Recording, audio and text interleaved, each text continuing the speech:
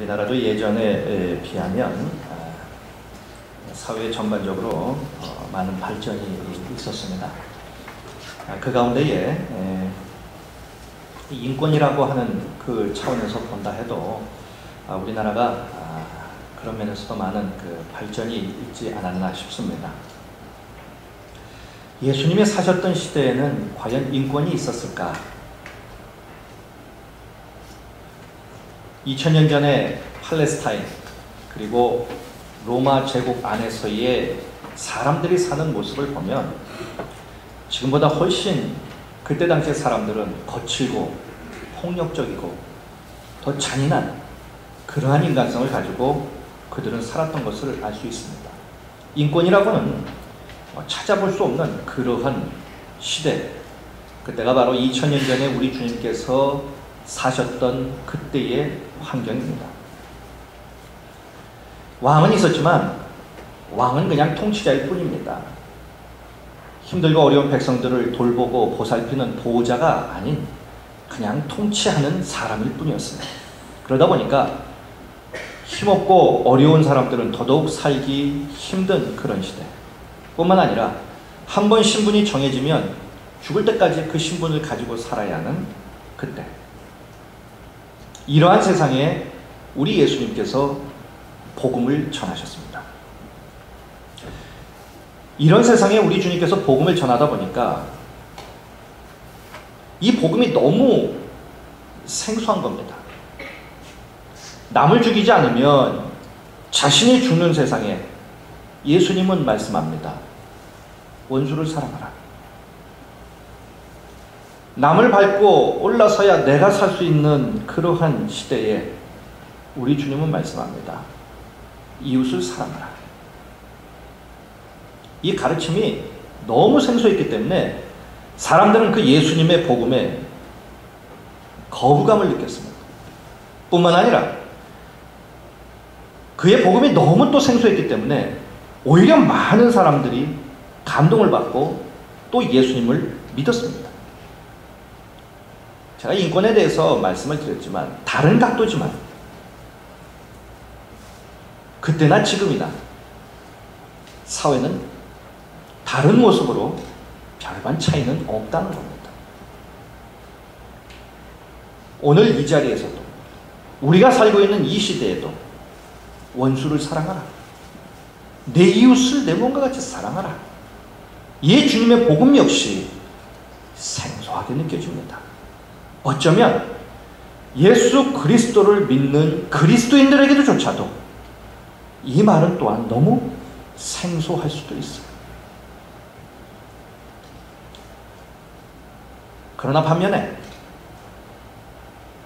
너무 생소하기 때문에 세상에서는 하지 않는 그런 말이기 때문에 세상에는 없는 생명의 말씀이기 때문에 또 사람들은 감동을 받고 예수님을 믿습니다. 그분의 이러한 말씀, 복음을 통하여 위로와 사랑과 소망을 얻는 사람들이 끊이지 않았죠. 성경에 보면 수많은 그런 사람들이 나오지만 몇몇 사람들을 보면 12해를 혈루증으로 앓았던 여인, 이 여인의 이 질병의 특징 때문에 그는 가정에서 가족들과 같이 살 수 없는 그러한 사람, 외로운 사람이죠. 병을 고치느라 돈은 다 탕진했고 아무도 그와 함께 하려고 하지 않은 부정한 여인. 그러나 예수님은 바로 그 여인에게 말합니다. 딸아, 내 믿음이 너를 구원하였으니 평안히 가라. 그 누구에게도 들어보지 못한 사랑의 말입니다. 마태는 어떨까요? 세리입니다. 직업의 특성상 모든 사람들이 그를 또 죄인 취급합니다. 아무도 그와 같이 친구가 되어주려고 하지 않았던 그 사람. 그 사람에게 예수님은 친구가 되어줍니다. 그를 직접 찾아오셨고 그와 같이 밥을 먹었고 그를 제자로 삼았어요. 그때까지 이 죄인인 세리를 친구로 삼는 사람은 없습니다. 더더욱 그 세리를 제자로 삼는 스승 또한 없었어요. 그런 시대에 우리 주님은 말합니다. 나를 따라와라. 내가 너를 제자 삼아주마. 지금부터 너와 나는 친구다. 아무도 그에게 해주지 않았던 그 말을 예수님은 죄인이라고 낙인 찍혔던 바로 이 마태에게 이 사랑의 말씀을 하십니다.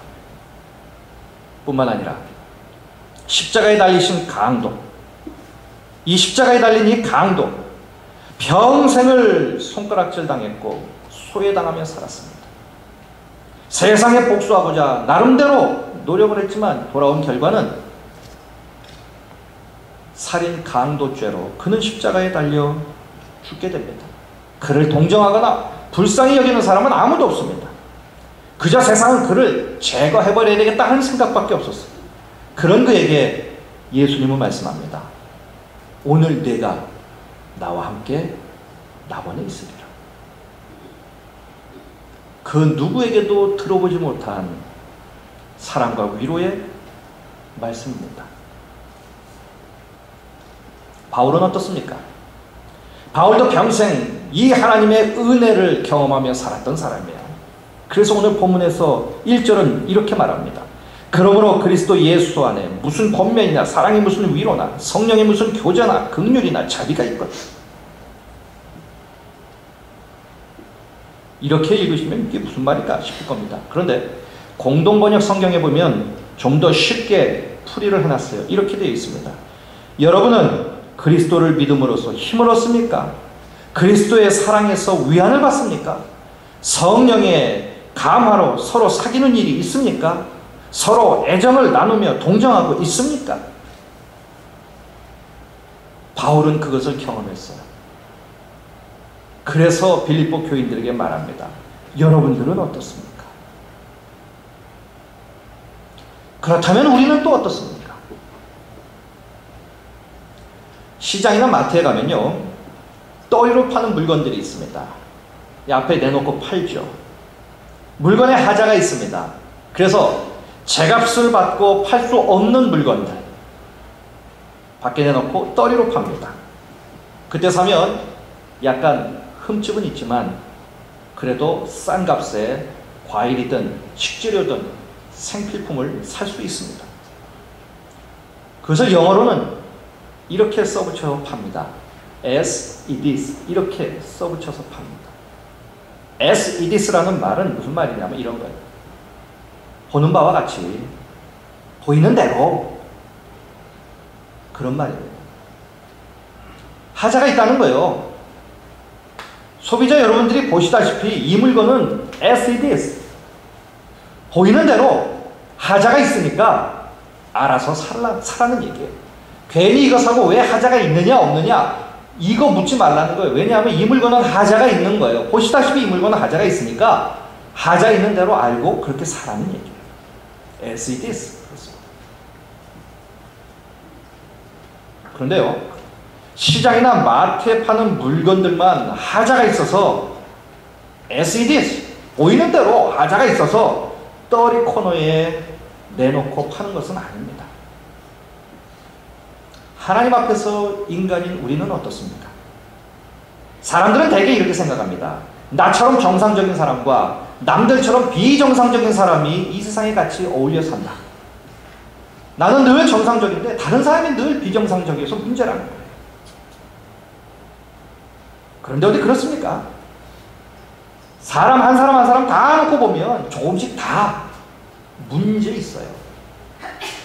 하자 없는 사람은 없다는 거예요. 조금씩 다 문제 있는 사람들이에요. 그래서 성경은 말합니다. 로마서 3장 23절에 모든 사람이 죄를 범하였음에 하나님의 영광이 이르지 못한다는 거예요. 그래서 모든 사람들은 다 양 같아서 각기 제 길로 가는 인생을 삽니다. 다 조금씩 하자가 있어요. 자, 그런데 여기서 더 큰 문제는 이러한 죄인들은 반품이 안 된다는 거예요. 반품이. 죄인이 갑자기 자동적으로 의인이 되는 것이 아니라는 거예요. 반품을 하면 다시 의인이 되느냐? 그게 아니라는 겁니다. 이런 존재가 바로 우리 인간들인데요. 사람들은 자신들의 기준으로 내가 아닌 다른 사람들의 부족함을 보고 반납하려고 합니다. 반품하려고 해요. 결혼을 했습니다. 살고 보니까 상대방의 흠이 발견됐어요. 그래서 반품하려 합니다. 그런데 하나님은 as it is, 보이는 그대로, 있는 모습 그대로 우리를 그렇게 보시고 우리를 사셨습니다. 시장 가면 as it is, 보이는 바와 같이 흠이 있는 물건은 떠리로 싸구려로 팔지만, 싼 값에 사지만 우리 하나님은 그렇게 하지 아니하셨다는 거예요.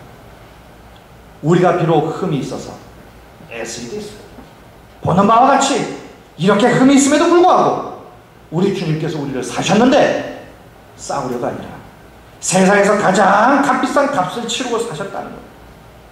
당신의 독생자 예수 그리스도의 피값을 주고 우리를 사셨다는 거예요.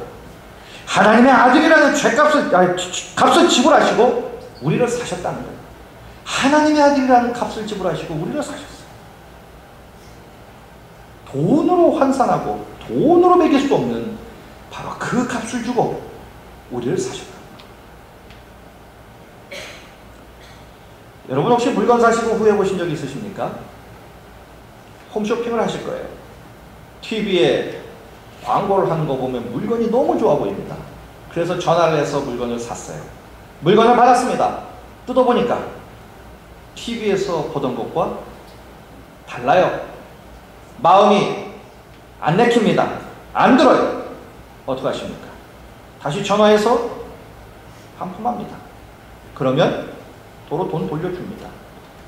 그런데 반품이 안 되는 물건이라면 어떠십니까? 아깝죠. 반품이 안 되는 물건은 산 것이 얼마나 아깝고 후회스러운지 몰라요. 가끔 보면 이런 얘기를 간혹 듣습니다. 어르신이 이제 어떤 양로원에서 이런저런 사람들을 만나고 사귀다가 이번에 어디 관광 보내준다더라, 공짜로. 그래서 몇 날 몇 시에 어디 가면은 관광버스가 기다리고 있으니까 그거 타면 어디 가서 우리 관광하고 올 수 있다더라. 다 공짜라더라. 그래서 이제 그 버스를 타십니다. 진짜 공짜예요. 그래서 점심도 해드리고, 그런데 꼭 들리는 데가 있어요. 한두 군데 꼭 들립니다. 가면 여기도 좋습니다, 저기도 좋습니다, 여기도 좋고 저기도 좋고, 먹으면 만병통치입니다, 100세 이상 사십니다 하는 거예요. 그것이니까 이 어르신들이 먹으면 힘나고, 먹으면 100세 이상 살고, 먹으면 건강하게 산다니까. 얼마냐? 쌉니다. 10만원. 돈이 없는데요. 괜찮습니다. 주소만 적어 놓으시고 가시면 물건 다 보내드립니다. 주소 적고 전화번호 적고 오십니다. 며칠 후에 물건이 왔어요. 며느리가 깜짝 놀라죠. 이게 뭡니까? 내가 10만원 주고 샀어. 뜯습니다. 10만원은 웬 10만원이요? 100만원, 150만원 합니다. 자, 이렇게 되면 이제 며느리는 인상이 달라지죠. 아무리 거기다가 전화해봐야 반품 안 됩니다. 그러면 이런 걸 왜 사셨나요? 하면 이제 어르신들은 또 섭섭하셔가지고, 내가 이거 좀 먹고 건강해진다는데 네가 하십니다. 그런데 그 물건이 제대로 된 물건이냐 이거예요. 아니라는 겁니다. 그럼에도 불구하고 그 물건은 반납이 안 돼요. 반품이 안 됩니다. 속상하죠. 후회합니다. 그런데 하나님은 한 번 사신 것은 결코 반품하지 아니하세요. 하나님은 흠이 많은 우리를 싸구려 떠리로 사신 것이 아니에요. 세상에서 가장 비싼 예수 보혈의 값으로 우리를 사셨어요. 그리고 결코 후회하지 않으신다는 거예요. 너 이게 아닌데? 이렇게 생각하는 분이 아니라는 거예요. 더욱이 하나님은 우리를 더욱 존귀하게 만들어 가십니다. 그래서 예수 닮은 사람으로 만들어 가시는 거예요. 비록 하자가 있었지만 그 하자 있음을 다 아시고 가장 값비싼 예수 보혈의 값으로 우리를 사셔서 예수 닮은 하나님의 자녀로 만들어 가십니다. 우리 모두는 이런 하나님의 은혜를 받아 지금 누리고 사는 거예요. 이런 하나님의 은혜에 더하여 하나님의 위로와 사랑을 받은 숱한 사람들의 반열에 우리 역시 포함시켜 주십니다. 우리가 연약할 때에 우리 주님은 우리의 치유자가 되어주시고, 우리가 외로울 때에 친구가 되어주시고, 세상 살면서 말 못할 마음에 짐을 지고 허덕일 때마다 예수님은 우리를 위로해 주시고 다시금 힘을 주셔서 다시금 일으켜 세워주시는 분입니다. 엄청난 어려움을 만났을 때에, 내 힘으로는 도저히 해결할 수 없는 그런 상황을 만났을 때에 주님 앞에 엎드려 기도는 고사하고 눈물로 하소연을 늘어놓아도 우리의 형편을 다 아시고 우리를 살려주시는 분이 또 우리 주님 아닙니까? 세상에서 내 자신이 가장 왜소하고 볼품이 없는 것처럼 보일 때, 그래서 내 자신도 내 존재에 대해서 좌절할 때, 그 누구도 나에게 눈길 한번 주지 않을 때, 그때도 우리를 긍휼히 여기시는 자비로운 주님의 은혜가 지금의 나를 만들지 않았습니까? 인생 고비고비마다 실수하고 그때마다 세상의 길로 갈 때에도 우리 주님은 단 한순간도 우리를 떠나지 아니하셨어요. 계속해서 우리를 돌보시고 우리와 함께 하셨어요. 내 힘으로 여기까지 왔다고 의스대지만 사실은 모든 것이 하나님의 은혜였음을 부인할 수 없는 인생이 또한 우리의 인생 아닙니까? 그래서 우리가 이 자리에 있을 수 있는 것도 예수님 안에 있는 오늘 말씀처럼 권면이나 사랑이나 위로나 긍휼이나 자비 때문이 아니라는 거예요. 우리가 예수님을 믿으면서 누리는 은혜는 바로 이런 것입니다. 지금까지 우리 모두는 이런 하나님의 은혜를 알게 모르게 받아 누리고 살았어요. 그래서 그 하나님의 은혜로 인하여 내가 지금의 나 된 것이란 말이죠. 내 힘으로 된 게 아니라는 겁니다. 다 하나님의 은혜라는 거죠. 이렇게 우리가 그 크신 하나님의 은혜를 누리고 산다면 분명 그 은혜에 합당한 삶의 흔적이 내 삶에 나타나야 한다는 겁니다. 다시 말씀드리면 오늘 설교의 제목처럼 그 하나님의 은혜 받은 그 이후에 삶의 흔적이 내 삶에 있어야 한다는 겁니다. 오늘 본문이 바로 은혜 받은 그 이후에 삶의 흔적에 대해서 말하는 거예요. 그 흔적을 세 가지로 말합니다. 첫째는 다른 사람들과 같은 사랑으로 한 마음을 가지는 것이라는 거예요. 2절에 이렇게 말하죠. 마음을 같이하여 같은 사랑을 가지고 뜻을 합하며 한 마음을 품으랍니다. 다른 사람을 예수님처럼 생각하고 마음을 하나로 합하라는 얘기예요. 다른 사람과 갈라서지 말라는 얘기입니다. 두 번째, 겸손하게 남을 자신보다 낮게 여기는 것이요. 3절에 아무 일에든지 다툼이나 허용으로 하지 말고 오직 겸손한 마음으로 각각 자기보다 남을 낮게 여기라는 거예요. 다툼 허용을 버리라는 거예요. 그 대신 겸손한 눈으로 다른 사람을 바라보라는 거예요. 정말 보잘것없는 사람이라도 사랑의 눈으로 가만히 쳐다보면 나보다 나은 한 구석은 분명히 있어요. 그것을 보며 살라는 얘기예요. 셋째로 우리의 일을 잘할 뿐만 아니라 다른 사람의 일도 잘 도와주라는 거예요. 4절에 말합니다. 각각 자기 일을 돌아볼 뿐더러 또한 각각 다른 사람들의 일을 돌보아 나의 기쁨을 충만하게 하라는 얘기예요. 그래서 서로 기쁨을 나누라는 얘기죠. 결국 바울은 다른 사람과 사랑으로 한 마음을 품는 것, 겸손함으로 상대방을 높여주는 것, 그리고 상대방의 일을 돌보아 주는 것이야말로 주님의 은혜를 받은 그 이후 그 은혜에 합당한 삶의 흔적을 우리의 인생에 남기는 방법이라고 말씀하고 있습니다. 사랑하는 성도 여러분, 우리가 갖고 사는 이 신앙이라고 하는 것은요, 하나님을 향한 그리고 다른 사람들을 향한 영적인 부담을 갖고 사는 거예요. 영적 부담. 하나님과 다른 사람들을 향한 이 부담은요, 우리 모두에게 그리스도인으로서 마땅히 내가 해야 할 사명을 우리에게 부여해 준다는 사실입니다. 우리의 신앙은 하나님과 우리와의 관계에서 오는 수직축을 갖고 있고요. 그리고 다른 사람과 나와의 관계에서 갖는 수평축을 구성합니다.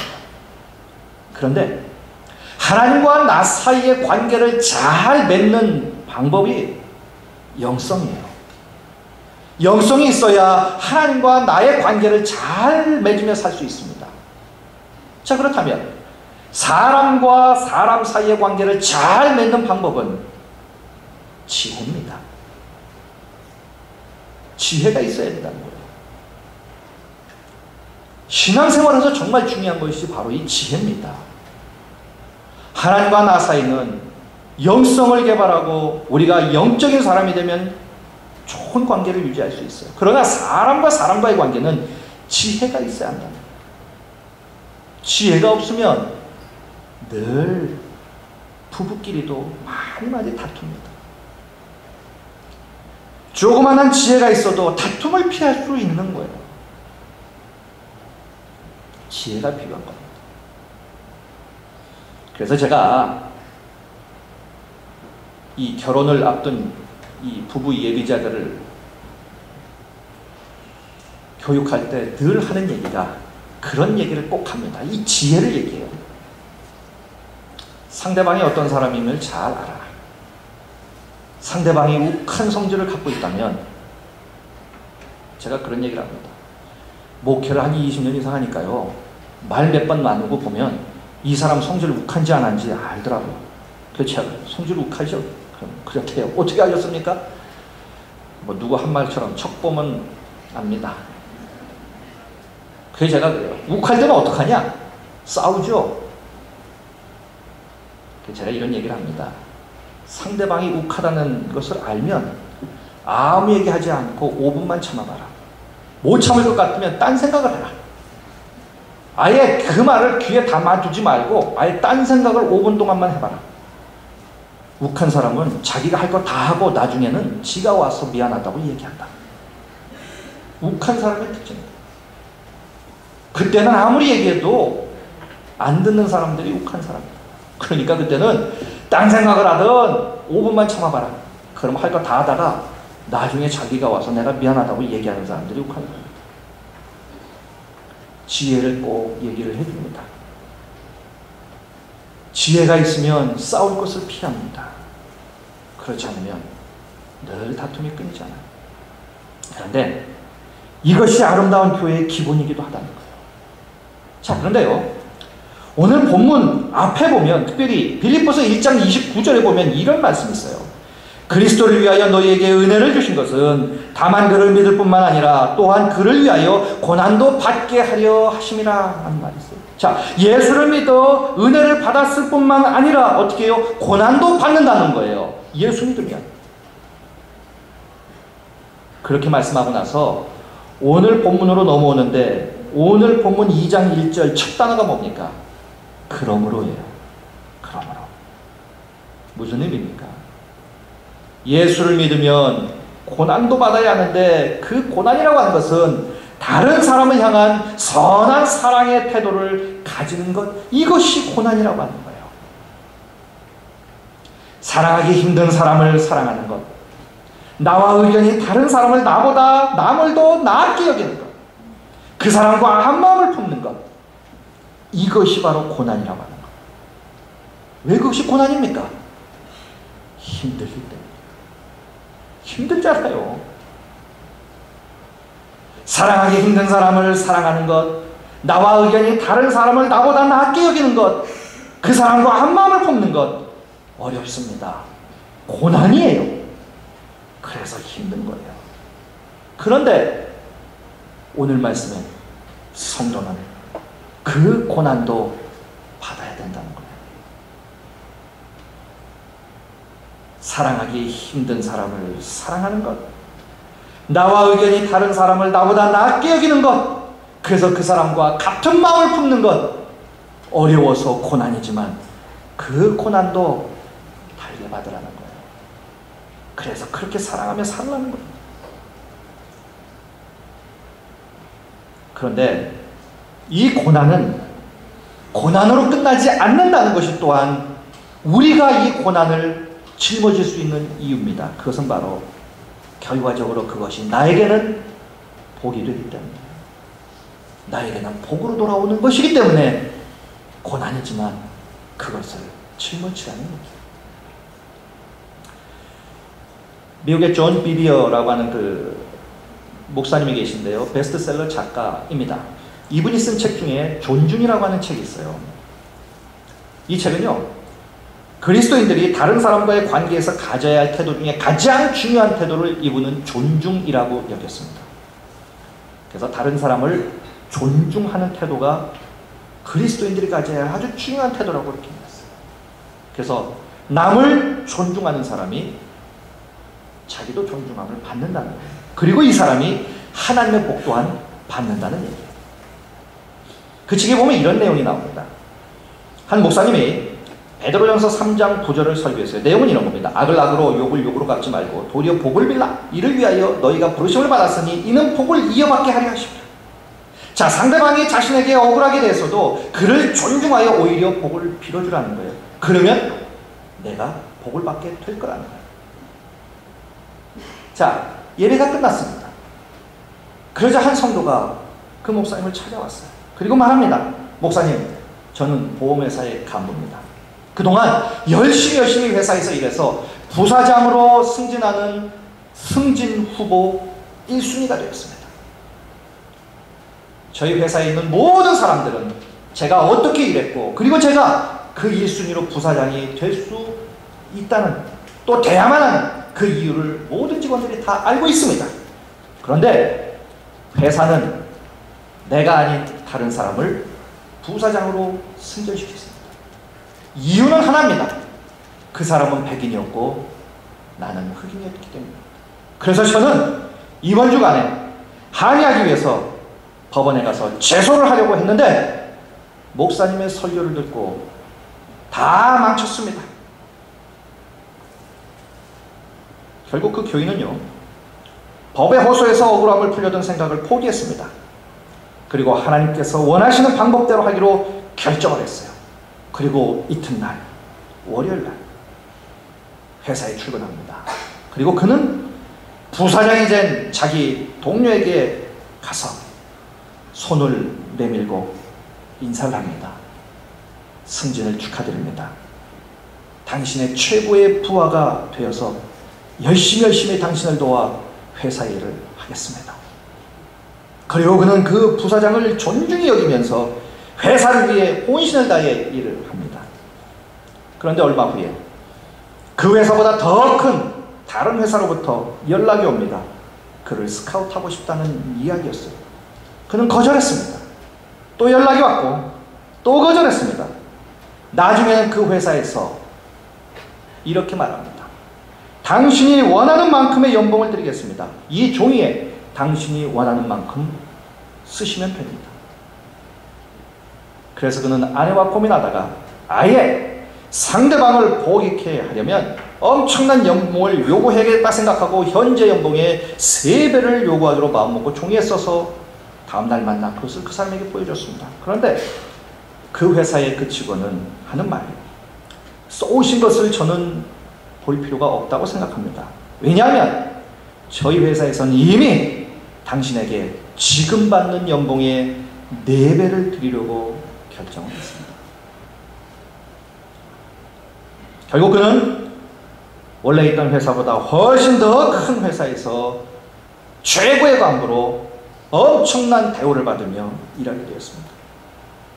자신을 제치고 승진한 사람을 미워하지 아니하고 오히려 동료인데도 상사로 존중히 여기면서 열심히 그의 일을 도와 회사를 위해 일했고, 오늘 본문의 말씀처럼 남을 자신보다 낮게 여기고 남의 일도 돕는 마음으로 상사의 일을 도왔을 때 다른 회사의 스카우트 제의도 뿌리치고 진심으로 그 회사의 일을 돌본 결과 그는 엄청난 하나님의 복을 받아 누리게 되었습니다. 레오 톨스토이는 이런 말을 합니다. 인간은 사랑에 의해 살고 있다. 그러나 자기에 대한 사랑은 죽음의 시초가 되고 이웃과 하나님에 대한 사랑은 삶의 시초가 된다. 기독교 역사상 가장 위대한 학자 중에 한 사람 어거스틴, 그가 쓴 책 중에 불후의 명작이 있습니다. 신의 도성이라는, 기독교 역사상 이만큼 잘 쓴 책도 없는 신의 도성이라는 책이 있어요.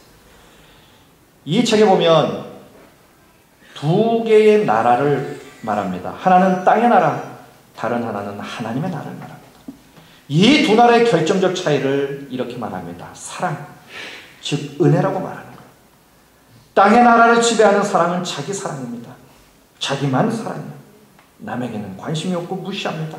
자기를 위해 오히려 남을 희생시킵니다. 그러나 하나님의 나라는 하나님의 사랑, 은혜가 지배합니다. 거기서는 자신이 아니라 하나님을 사랑합니다. 그리고 하나님을 향한 사랑은 결국은 이웃사랑으로 연결이 되는 거예요. 이것을 은혜의 차원에서 해석하며 사는 사람들이 모인 것이 바로 하나님의 나라예요. 우리는 어떤 사람들입니까? 하나님의 나라의 백성, 하나님의 은혜를 받은 하나님의 자녀들입니다. 이렇게 하나님의 은혜를 받은 하나님의 자녀들이 어떻게 살고 어떻게 해야 하는지 오늘 본문에 나옵니다. 다시 한번 제가 읽어드리겠습니다. 2절부터 마음을 같이하여 같은 사랑을 가지고 뜻을 합하며 한 마음을 품어 아무 일에든지 다툼이나 허용으로 하지 말고 오직 겸손한 마음으로 각각 자기보다 남을 낫게 여기고 각각 자기 일을 돌아볼 뿐더러 또한 각각 다른 사람들의 일을 돌보아 나의 기쁨을 충만하게 하라. 이 말씀이 이미 은혜 받은 우리의 삶이 되어서요, 우리의 살아갈 인생길에 아름다운 흔적으로 남아서 우리의 뒤를 따라오는 많은 사람들에게 또 다른 은혜의 흔적으로 남겨줄 수 있는 우리 모두가 되시기를 주님의 이름으로 간절히 축원드리겠습니다. 기도하시겠습니다.